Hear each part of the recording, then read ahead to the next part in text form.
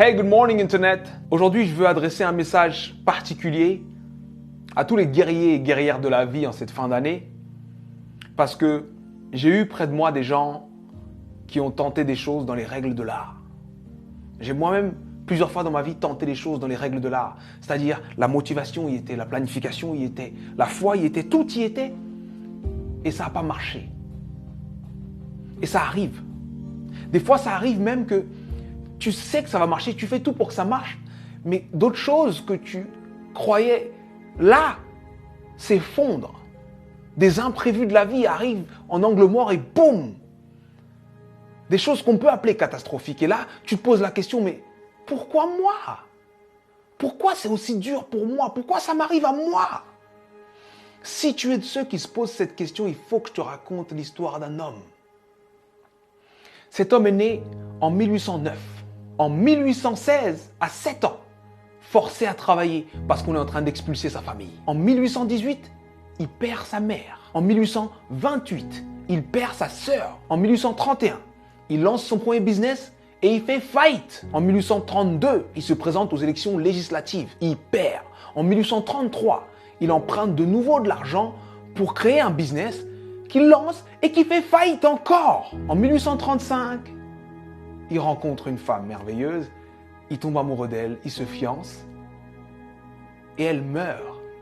En 1836, il rentre dans une période sombre de sa vie, il rentre dans une dépression profonde.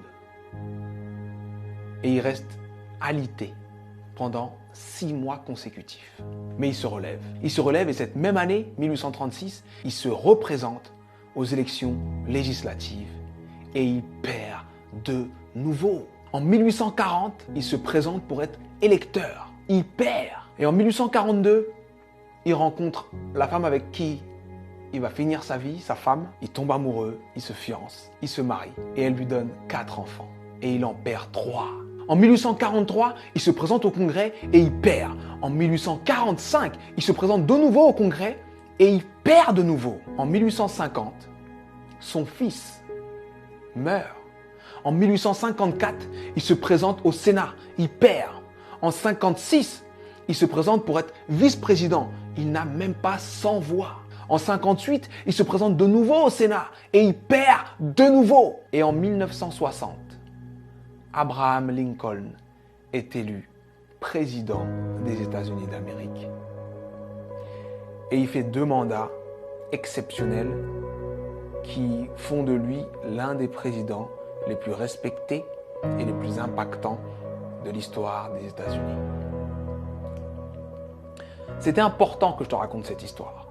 C'était important que je te raconte cette histoire parce que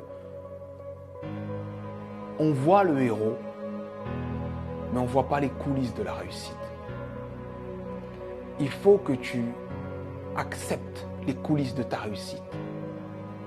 Peu importe la difficulté, peu importe ce qui se passe, peu importe ce que tu dis, sache que tant que tu respires, ton but t'attend. Tant que tu respires, ton rêve t'attend. Et je vais te dire une chose que je veux que tu gardes dans ta tête et dans ton cœur le plus longtemps possible et que tu te répètes le plus souvent possible. Les épreuves que tu trouves sur ton parcours sont adaptées à ton potentiel. Les petits potentiels ont de petites épreuves. Les gros potentiels ont de grosses épreuves.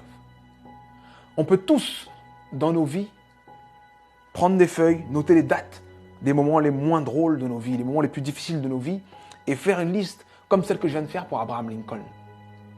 Mais sincèrement, je pense que Abraham Lincoln faisait l'inverse. Pour avancer dans les coulisses de la réussite, pour avancer face à toutes ces épreuves, il faut se focaliser sur ce qu'il y a de bon, de positif, et ce qui nous donne envie d'avancer. Donc, je sais que ça peut être dur d'être au cœur de la tourmente, ça peut être dur de perdre des gens, de faire face à l'échec encore et encore et encore. Mais concentre-toi sur ce que tu es en train d'essayer d'accomplir et accomplis-le. Et je peux te garantir que parce que tu es passé par là, tu as changé l'ampleur, le sens et le goût de ta réussite. Alors traverse ces épreuves. Elles sont adaptées à ton potentiel, elles sont là pour te faire grandir. C'était Sudei. J'espère que cette vidéo t'a plu. Et si elle t'a plu, partage-la. Merci.